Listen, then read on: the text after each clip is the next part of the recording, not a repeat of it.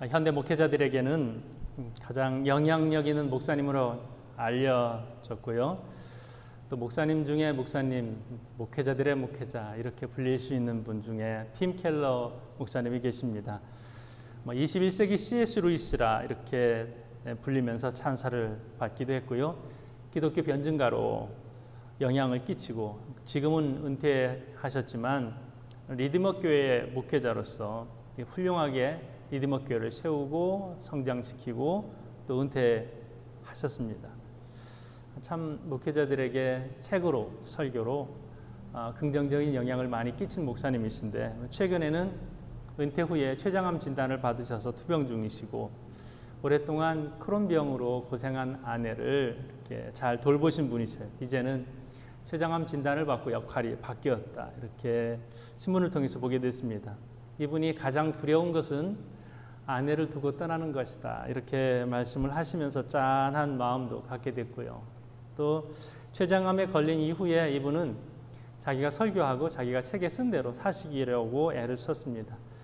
이렇게 말씀을 하시는데요. 그 어느 때보다 내가 즐겁게 기도한다. 췌장암에 걸린 이후에 즐겁게 기도한다. 이렇게 말씀을 하시기도 하셨습니다. 자, 이분의 책을 제가 참 좋아하는데 좋아하는 이유가 참 논리적이고 또 설득력이 있습니다. 기독교 변증가라고 하는 말을 충분히 들으실 만한 그러한 분이십니다. 전에도 제가 이분의 책 가운데에 이 책을 소개한 적이 있었는데요. 오늘 말씀에 비춰서 잠깐 한번 소개를 하고자 합니다. 책의 제목이 내가 만든 신입니다.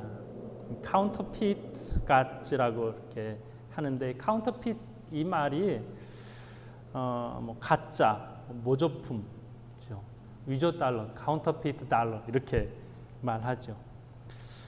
우상에 대한 정의는 이 책 하나로 충분하지 않을까 이런 생각을 합니다. 잠깐 이 책의 내용을 소개를 하면 어디서부터 시작하냐면 1929년 주식시장이 붕괴됐을 때 그때에 사람들이 뭐 했냐면요. 자살을 많이 했다고 해요. 연쇄 자살 이렇게 표현합니다. 1년간 줄을 지어서 비참하게 사람들이 자살을 합니다. 똑같은 현상이 언제 나타났냐면 2008년 세계 경제 위기가 닥쳤을 때 특히 누가 많이 자살을 했냐면 부유하고 인맥이 넓게 또 아주 탁월하게 자기 인생을 잘 살던 사람들이 줄을 이어서 자살을 하더라 이런 말씀을 하십니다. 왜 자살을 했냐면요. 절망 때문이에요. 절망과 슬픔의 차이점을 설명을 하시는데 슬픔은 위로받을 수 있는 고통 이렇게 정의합니다. 이 슬픔은 여러 좋은 것 중에서 하나를 잃어버렸을 때에 찾아오는 것이에요. 위로받을 수 있다. 그런데 절망은 위로받을 수 없다. 위로받을 수 있는 길이 없다. 이렇게 표현을 하십니다. 무엇을 위해 살아야 하는지 그 가장 중요한 것, 그것을 잃어버렸을 때에 절망이 찾아와요. 그러니까 슬픔은 여러 좋은 것 중에 하나를 잃었을 때에 찾아와서 충분히 위로받고 회복될 수 있지만 절망은 내가 가장 중요하다라고는 전부라고 생각했던 것을 잃어버렸을 때에 사람들이 그 대안을 찾지 못해서 스스로 목숨을 끊기도 한다는 것이죠. 사람들이 정신없이 호황기에 그렇게 바쁘게 살다가 넉넉히 살다가 내리막길을 걸을 때 내리막길이라기보다는 확 자기가 믿었던 것을 잃어버렸을 때에 삶 전체가 모래성에 집을 지은 것처럼 그것을 무너질 때에 자기 인생 전체를 넉넉히 잃어버리게 되는 일들이 많았다라고 합니다. 자, 이렇게 어떤 하나를 세우고 기대고 그것이 무너지는데 그것을 우상숭배 이렇게 표현합니다. 시대마다 사람들과 문화를 지배하는 우상이 있습니다. 사도행전 시대에 사도행전에 보면 그리스와 로마의 그 우상들을 생생하게 묘사하고 있습니다. 각 도시마다 그 도시가 좋아하는 섬기는 우상들이 있고 우상의 신전, 그리고 신전 안에 신들을 숭배하면서 사람들이 살고 있습니다. 아테네의 여신 파르테논 신전이 도시를 압도하죠. 미의 여신 아프로디테, 전쟁의 신 아레스, 부와 다산의 신 아르미테스, 이런 것들이 광장마다 이렇게 쭉 즐비합니다. 그것이 그 시대의 가치를 설명하는 거예요. 우리 시대는 미, 부와 다산, 전쟁, 이것이 그들이 우상에 투여해서 우리 인생의 전부, 우리 도시의 전부, 이 나라의 전부처럼 만들어 놓고 섬기는 것이죠. 자, 그렇게 눈에 보이는 우상들이 거리마다 이렇게 세워져 있는데, 그리고 거기에 숭배하면서 자기 인생을 이렇게 투여합니다. 내가 좋아하는 것이 바로 저거야. 오늘날도 다르지 않다라고 하는 것입니다. 우리가 우상 숭배하지 않아. 나는 하나님만을 섬겨. 나는 늘 예배를 드려. 라고 말을 하지만 사람들이 표현을 그렇게 하지 않는다는 것이죠. 너 욕심 있잖아. 그게 우상 숭배야. 이렇게 기독교인들조차도 말하려고 하지 않습니다. 숨기려고 합니다. 포장하려고 하는 것이죠. 우리는 이것을 속물이라 이렇게 표현합니다. 내가 속물이 아닙니다.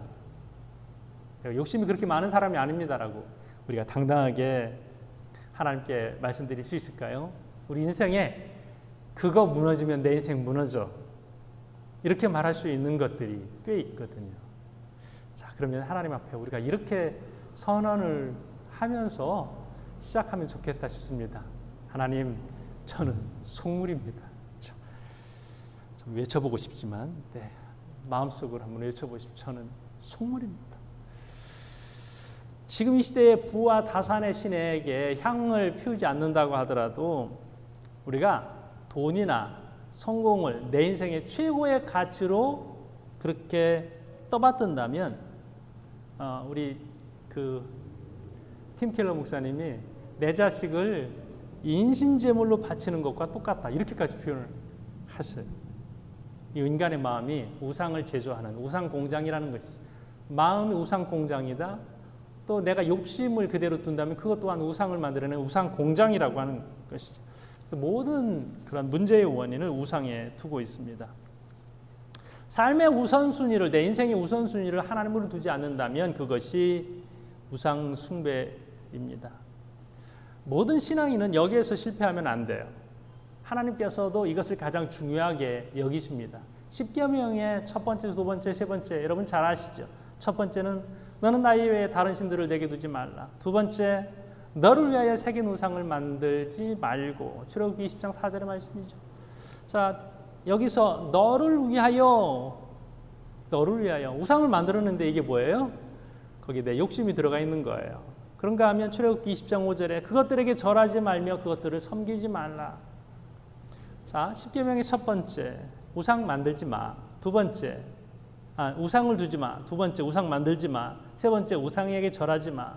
이것이 하나님께서 중요하게 명령하신 명령이에요. 우상 숭배를 싫어하는 것이요. 이 우상이 우리의 인생에 있어서 가장 중요한 자리, 하나님이 계셔야 될 자리를 차고 들어오고 그 자리를 차지하기 때문에 그렇습니다. 내 인생의 우선순위를 하나님에게 둔다고 하면서 하나님을 제일로 섬기지 못하게 만드는 것이 이게 우상이에요. 때로는 우상이 대범하게, 때로는 교묘하게 우리의 욕망을 이용해서 우리 인생에서 하나님의 자리를 대신 꿰차고 있습니다. 우상의 역할은 그래요. 하나님을 섬기는 그 자리에 들어와서 성도들로 하여금 섬김을 받으려고 합니다. 나도 모르게 예배는 드리는 자리에 있지만 마음속으로는 또 다른 것을 섬기고 있으면 심각하게 받아들여야 되겠죠. 돈을 섬기기도 하고 권력을 섬기기도 하고 성공을 섬기기도 하고 또 다른 사람의 시선을 섬기기도 하고 또 인정받는 것이 너무나도 중요해서 그것을 섬기기도 합니다. 내가 만들어낸 가짜 신을 섬기는 사람들의 세상. 진짜 하나님을 섬기지 않아요. 가짜를 카운터핏, 가짜 신을 카운터핏 가짜예요. 자, 그러면 가짜 하나님을, 가짜 신을 섬기는 사람들의 인생은 가짜 인생이 아니겠습니까? 혹시 내 인생은 진짜입니까? 카운터핏 라이프가 혹시 아닐까요?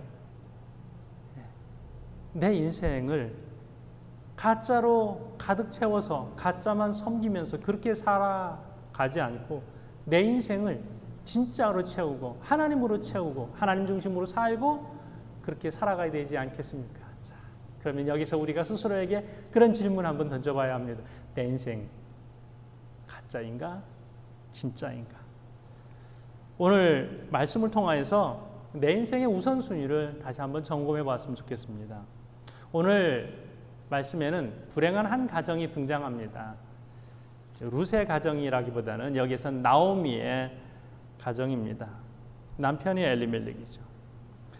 이때는 시대적으로 어두움이 가득한 그런 시대였어요. 사사기의 끝과 룻기의 시작이 이렇게 연결이 되는데 룻기 1장 1절에는 이렇게 시작합니다. 사사들이 치리하던 그때에 그 땅이 흉년이 드니라. 유다 베들레헴의 한 사람이 그의 아내와 두 아들을 데리고 모압 지방으로 가서 거류하였는데, 자, 사사들이 치리하던 시대, 이때 우리가 어떻게 알고 있습니까? 사사 시대의 특징이 뭐예요? 하나님 없이 자기 중심으로 살던 시대를 우리가 사사 시대 이렇게 말합니다.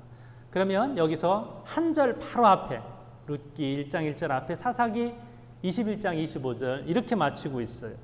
그때에 이스라엘의 왕이 없으므로 사람이 각기 자기의 소견에 옳은 대로 행하였더라. 자기 소견에 옳은 대로 행하였더라. 좀 괜찮은 표현 같은데요. 제멋대로 살았더라. 이렇게 표현할 수 있습니다. 자기 욕심을 따라 살았더라. 이렇게 표현할 수 있는 거예요. 이 시대 모든 것이 허락되던 시대였습니다. 죄도 허락되시 하나님을 왕으로 모시지 않고 살았어요. 혼돈의 시대, 죄악이 가득한 시대, 사사 시대, 사랑이 식어버린 시대, 욕심이 가득한 시대, 사사 시대예요. 왕이 없다는 말은 그냥 보이는 왕이 없다는 것이 아니라 하나님을 왕으로 모시지 않고 살았다 이렇게 볼 수 있습니다. 거기에 더해서 흉년이 생겼어요. 자, 이 나오미와 또 엘리멜렉은 에브랏 사람 이렇게 말합니다. 그 동네가 어디냐면요, 다윗이 태어난 곳이에요. 예수님 태어나신 곳이에요. 원래 흉년이 들 만한 땅은 아니에요. 베들레헴 하면 뭐예요? 떡집이죠. 풍요로운 곳이에요. 에브라다, 풍요로운 수확 이런 뜻을 가지고 있어요. 유다는 뭐예요? 유다는 찬송이라는 뜻을 가지고 있어요. 유다. 그리고 오늘 1절의 말씀에 그게 에브라다. 자, 오늘 유다 땅 베들레헴, 그리고 그 동네 에브랏 사람들, 참 좋은 말들이 이렇게 집합되어 있습니다. 찬송이 넘치고 풍요로운 수확이 있고 이런 떡집의 의미를 가지고 있는 그 동네에 흉년이 생겼습니다. 보통 흉년이 생길 때에는 하나님의 뜻이 있죠. 죄를 지으면 흉년이 생깁니다. 또 하나님께서 백성들을 훈련시키실 때에 또 흉년이 찾아오게 합니다. 강하게 연단하는 것이죠. 자, 그러면 우리에게 흉년을 주신 하나님의 뜻이 무엇일까? 당시 사람들은 그런 거 생각하지 않았죠. 그래서 그 시대의 한 사람이 모압 지방으로 내려가게 됩니다. 쉽게 얘기하면 먹고 살기 위해서 고향 땅 등진 거예요. 만약에 그 동네 사람들, 유다 사람들이 신앙이 있었으면 살던 땅을 떠나서 어디로 가는 거야? 아무리 힘들어도 네가 모압으로 가려고 그래? 거기 우상이 가득한 동네인데 어떻게 거기로 갈 수 있어?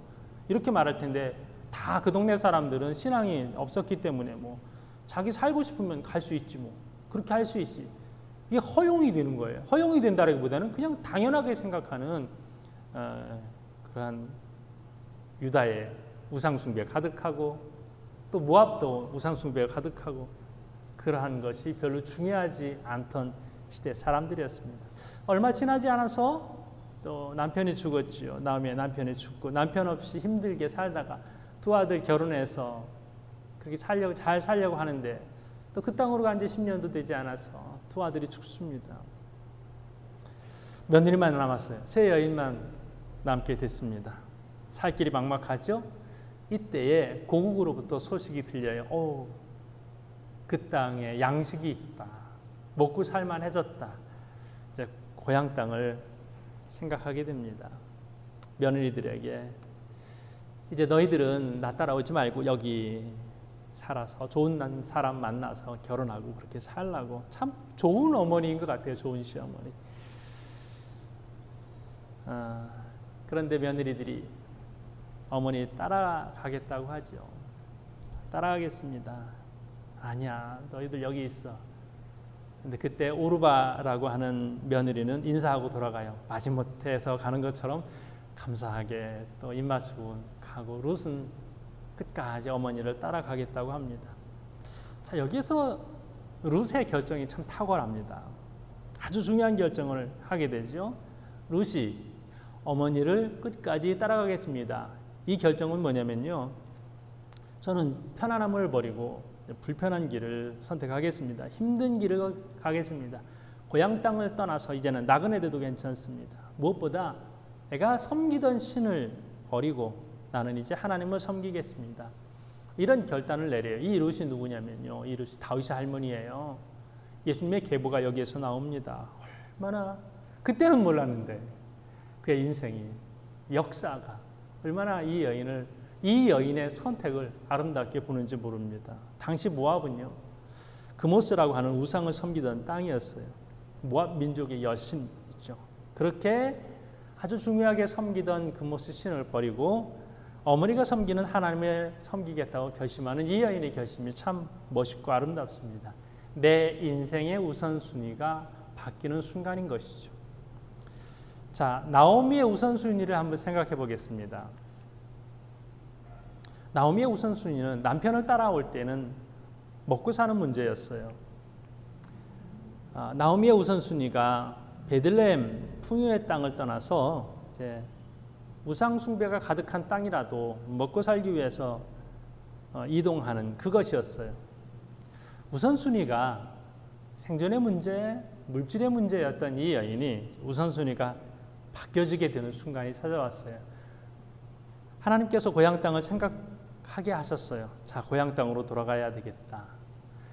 물론 고향 땅이 이제 먹고 살만해졌다더라, 이 소식을 들었는데 가만히 생각해 보면 이 소식이 10년 동안 한 번도 없었을까요? 고향 땅에 먹을 게 있다더라, 이 소식이 10년 전에는, 아니면 5년 전에는, 3년 전에는 없었는가? 그때도 있었을 텐데 그때는 들리지 않던 것들이 이제는 들리게 돼요.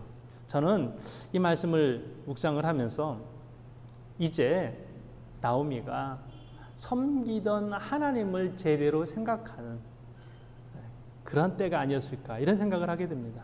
그동안 나그네로 살면서 예배다운 예배를 제대로 드려보지 못하고 성전에서 제사다운 제사를 제대로 드려보지 못하다가 이제 하나님 생각을 제대로 하지 않았을까 생각을 하게 됩니다. 온전하게 예배드리는 예배를 생각하는 이 시점이 아니었을까. 그때는 몰랐는데, 10년 동안 몰랐는데 이제는 이 여인에게 가장 중요한 것이 무엇인지 깨닫게 되는 시점이 되었습니다. 험난한 인생을 살고 남편과 자식 다 잃고 왜 하나님 생각을 이제서 하게 됐을까요?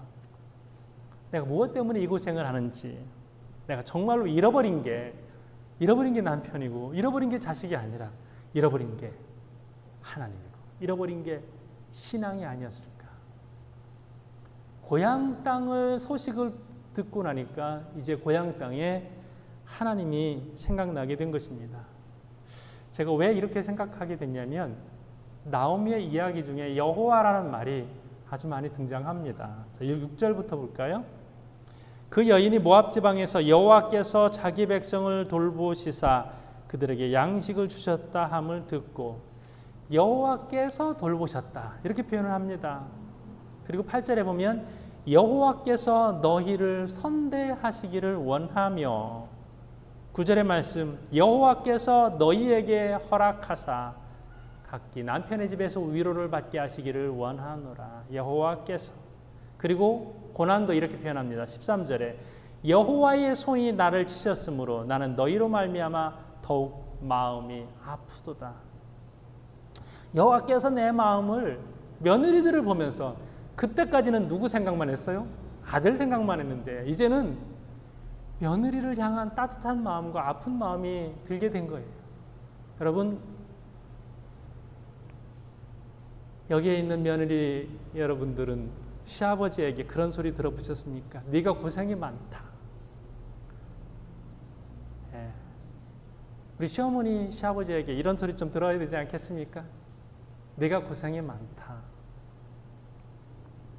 나오미가 이때까지는 그런 이야기, 그런 생각을 제대로 하지 못했다가 이제 고향 땅으로 돌아가면서 며느리를 향한 마음의 뜨거움. 이게 여호와께서 하신 일이구나. 그래서 며느리에게 그런 말을 합니다. 하나님이 나를 치신 거야. 너희들 무슨 죄가 있니? 니들 생각하니 내 마음이 아프다. 이제 고향으로 돌아오는 것도 하나님 중심. 또 함께 이렇게 쭉 오다가 이건 아니다 싶어서 며느리들을 그 땅에 머무르게 하는 것, 이것도 하나님 생각해서 그 결정을 합니다. 이제 나오미의 중심이 하나님 중심이 되는 거예요. 돌아오게 하는 것도 하나님이고 내 고난당한 것도 하나님이고 고향을 떠날 때에는 하나님 중심이 아니라 물질 중심이었는데 고향으로 돌아갈 때에는 고향의 하나님, 하나님 중심으로 생각하게 됐습니다. 나오미의 인생 우선순위가 제대로 돌아가게 된 것이다. 저는 말씀을 이렇게 묵상했습니다. 그런가 하면 좀 전에 말씀을 드렸지만 더 놀라운 인생의 우선순위를 결정한 사람은 룻이에요. 16절에 보세요. 어머니의 하나님이 나의 하나님이 되시리니. 야, 얼마나 뭉클한 결정이고 고백입니까? 어머니의 하나님이 나의 하나님이 되신다. 예수 안 믿는 며느리가 예수 믿는 집에 시집 와서 신앙 바꾼다는 것이 또 쉽지 않거든요. 이게 축복이죠. 내가 어머님을 만나기 전까지는 잘 몰랐는데 어머님을 만나서 어머님을 이렇게 옆에서 보다 보니까 또 말끝마다 하나님 이야기를 하는 그 고백을 듣다 보니까 자연스럽게 하나님 신앙이 들어가게 된 것이죠. 참 이 여인에게 놀라운 지혜가 있습니다. 물론 이 여인도 남편 잃었어요. 절망적인 상황이에요. 충분히 자기 중심의 자기 인생을 우선적으로 생각할 수 있었을 텐데 어머니를 생각하고 어머니의 하나님을 생각하게 됩니다. 자, 오르바라는 며느리도 있고 룻이라는 며느리도 있는데 왜 한 며느리는 돌아가는데 왜 한 며느리는 돌아가지 않았을까요? 물론 인간적인 예의, 인간적인 끈끈한 정, 함께 살아왔던 그런 정도 중요하게 작용을 했겠지만은 어머니에게 있는 특별한 한 가지, 그것이 여호와 신앙이었던 거예요. 그것을 붙잡고 나아가게 됩니다. 이제 자기 입에서 하나님이 중요해졌어요. 룻에게 있어서, 자기에게 있어서 어머니의 신앙이 중요해졌습니다. 인생 우선순위에서 이제 어머니도 중요한데 하나님이 중요해졌어요. 하나님께서 이것을 받지 않으셨을까 생각합니다. 이 여인을 통하여서 어떤 히스토리가 전개가 됩니까? 룻을 통하여 예수님의 조상이 되게 하셨어요. 룻의 남편이 누구예요? 이 며느리 룻의 남편은 보아스예요. 자, 룻기 마지막이 이렇게 끝이 납니다. 룻기 4장 21절 22절에 살몬은 보아스를 낳고 보아스는 오벳을 낳았고 오벳은 이새를 낳고 이새는 다윗을 낳았더라. 이것 때문에 룻기가 있는 거예요, 여러분. 메시아의 계보가 이 모압 여인, 우상을 섬기던 동네의 이 여인을 통하여서 이어지고 있습니다. 이 여인의 인생의 우선순위가 이제 하나님으로 바뀌는 순간 그는 메시아의 계보를 잇게 됐습니다. 저와 여러분의 마음에 이런 멋진 결단이 있길 바랍니다. 내 인생에 중요한 것 있잖아요. 그것이 무엇입니까? 서두에 말씀드렸던 내가 만든 신의 마지막 부분에 보면 물론 이제 하나씩 그 책에 점검을 해요. 권력, 그게 왜 우상이야? 이성, 그게 왜 우상이야? 돈, 그게 왜 우상이야? 성취, 그게 왜 우상이야? 이것을 단락별로 나누면서 맨 마지막에 에필로그 부분에 이제 그런 것이 나오는 거예요. 체크리스트가 있어요. 어떻게 가짜들에게 결별을 선언할 것인가에 대한 리스트예요. 물론 책에는 그렇게 안 나왔는데 저는 이렇게 만들어 봤어요.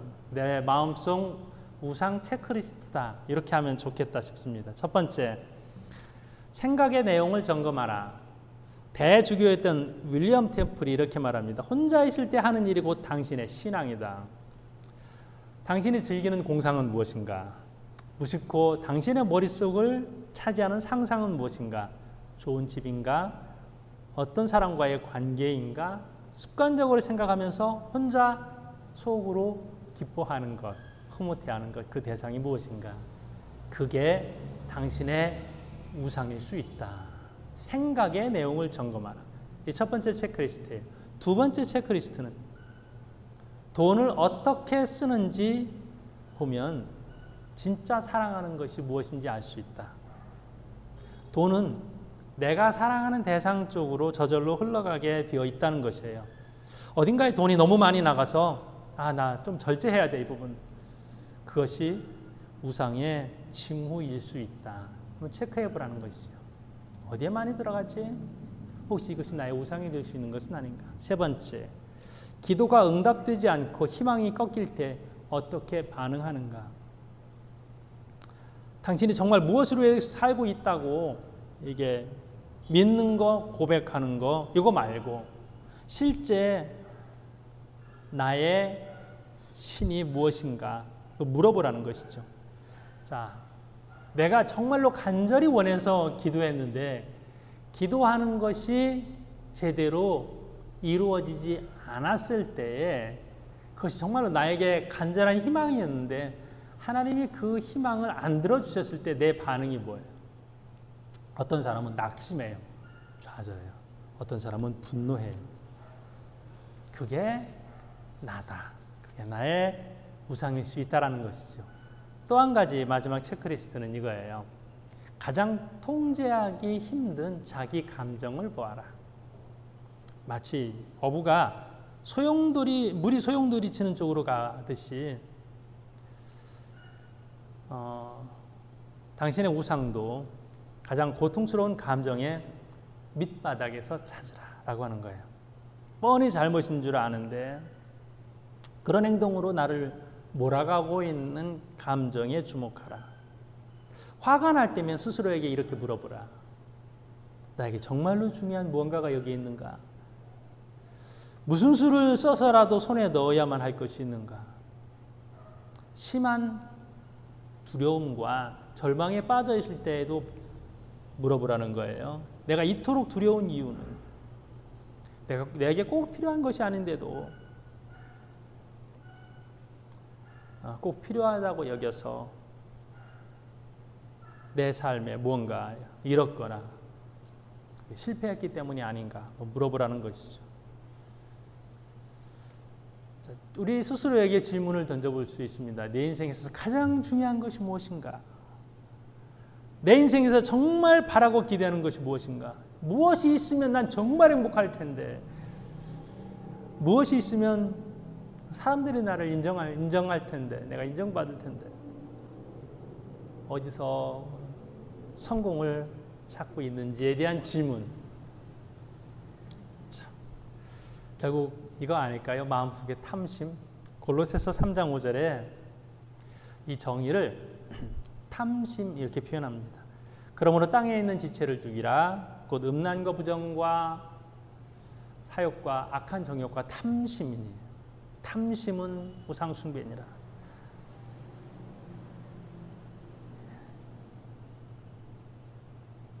정면으로 부딪혀서 내 인생에 중요한 것이 무엇이다. 하나님 앞에 고백할 수 있어야 되겠죠. 그래서 우리가 내 인생의 최고는 내가 하나님을 선택한 것입니다. 아니면 하나님의 택함 받은 것입니다. 하나님의 은혜입니다.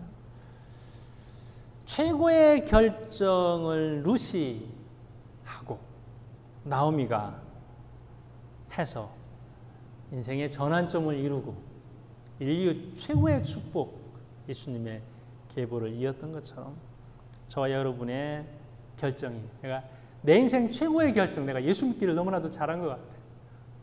내가 예수 믿는 공동체 안에 있는 것, 함께 예수를 섬기는 이들과 함께 있는 것, 최고의 축복입니다. 어느 동네에 사냐, 거기가 잘 사는 동네냐, 교통이 불편한 동네냐, 내가 무엇을 소유하고 있느냐, 어떤 인정을 받고 있느냐, 이것보다 내가 어떻게 하나님을 잘 섬기고 있는가. 내 인생의 우선순위는, 그럼에도 불구하고 하나님, 내 인생의 우선순위는 하나님입니다. 무엇이 사라지고 들어오고 인정받고 인정받지 않고 거기에 따라서 행복과 불행이 좌우되는 것이 아니라 내 인생의 우선순위는 항상 예수님입니다. 주님입니다. 하나님입니다. 이렇게 고백할 때에 주님께서도 똑같이 말씀하실 줄로 믿습니다. 너는 항상 나의 1번이다. 너를 위하여 내가 아들을 희생했다. 너를 위해서 내가 손해보았다. 주님께서 이렇게 우리를 이끌어 가시고 또 나머지 인생도 축복으로 채워주실 줄로 분명히 믿습니다.